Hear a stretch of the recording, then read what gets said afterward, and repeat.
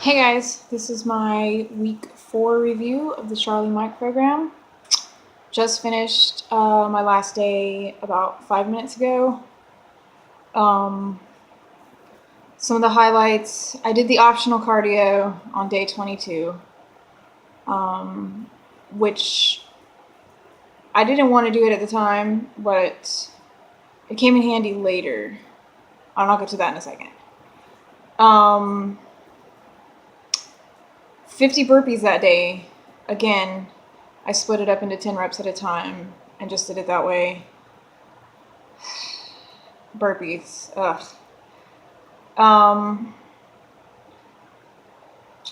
The sumo squats. Okay, so day 24.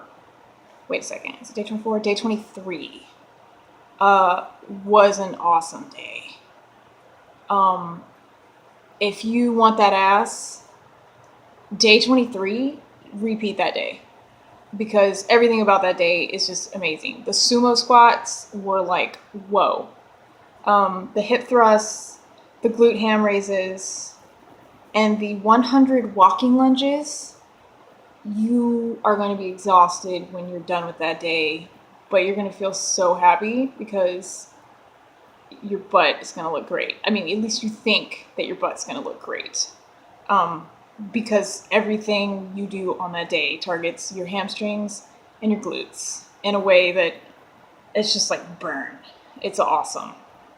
And then after that, you do a 2-3 mile run, which I did a run walk. I walked my dogs.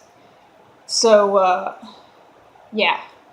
So if you're trying to get that butt for the bikini times or the beach butt or whatever, repeat that day multiple times because that's going to get you there. Absolutely. That day was awesome. Let's see. So day 26, is it day 26? No, day 25 was the squat at 90% max. She had you do 3 sets of 3 reps at 90%, and my 90% was 120, and that was easy for me. So I should have done more than 120, but I didn't. But I would encourage you to increase that weight if it feels too easy, because it felt way too easy. Yeah. But other than that, the rest of that day, there's a lot of back emphasis on that day, a lot of lats, and you're going to be sore. And that's going to feel great too, by the way. But you're going to be sore. There's ring rows, there's single arm dumbbell rows, there's negative pull-ups. And then there's the row machine as well. So a lot of this week is specific targeting stuff. Like day 23 was the butt. Day 26 is the back and arms. So that's pretty awesome. Okay, so the reason why the optional cardio is important on day 22 is because on day 26, I did not do endurance. I meant to, but I just didn't. I was tired that day. Excuse, right? But I felt better about it because I did the optional cardio on day 22. So if you feel like you might have one of those weeks where you're just like, oh, I just don't feel like getting up right now, do the optional cardio because you'll feel better about yourself when you say screw endurance on day 26. I certainly do. So the last day was day 28. It was push press max, overhead squats, which I was very weird about because I've never done them before. I mean, you have to hold the bar like over your head, and it's, I thought my shoulders were going to pop out of their sockets, but it actually wasn't as bad as what I was thinking that it was going to be.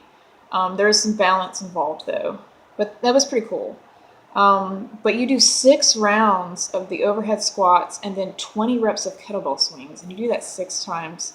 So choose a weight that you're not going to be crawling on the floor by the time you're done with it. I mean, you want to get close to that, but you still want to walk tomorrow. You know what I mean?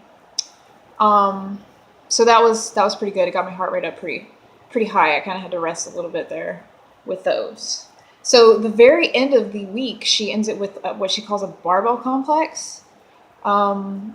You choose a weight on a barbell based on your lowest weight. So like my lowest one was the push press.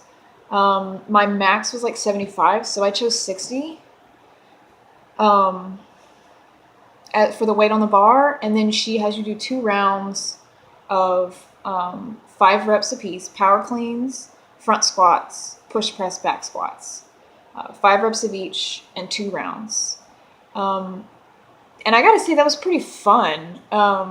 It was challenging, but it was pretty fun. The power cleans are a very mild Olympic lift, so it's not as crazy as like the clean and jerk or what's the other one? Anyways, there's some crazy ones that you just feel like you're gonna drop the barbell on your face. But the power clean was actually not terrible at all. And I got that one down pretty good. I'm pretty proud of myself for that. So yeah, she says have fun with it, and I did have fun with it. 60 pounds was still challenging for all of it, especially when you're going through it quickly. So, and especially after doing the overhead squats and kettlebell swings, that's 120 kettlebell swings. That's a lot. So after you're done with all that, a lower weight for some of your heavier lifts, like the back squat and the front squat, is still challenging. So anyways, so yeah, that was pretty fun. Made it through week 4, and week 5 is starting tomorrow. So I'll see you guys next week for my week 5 review.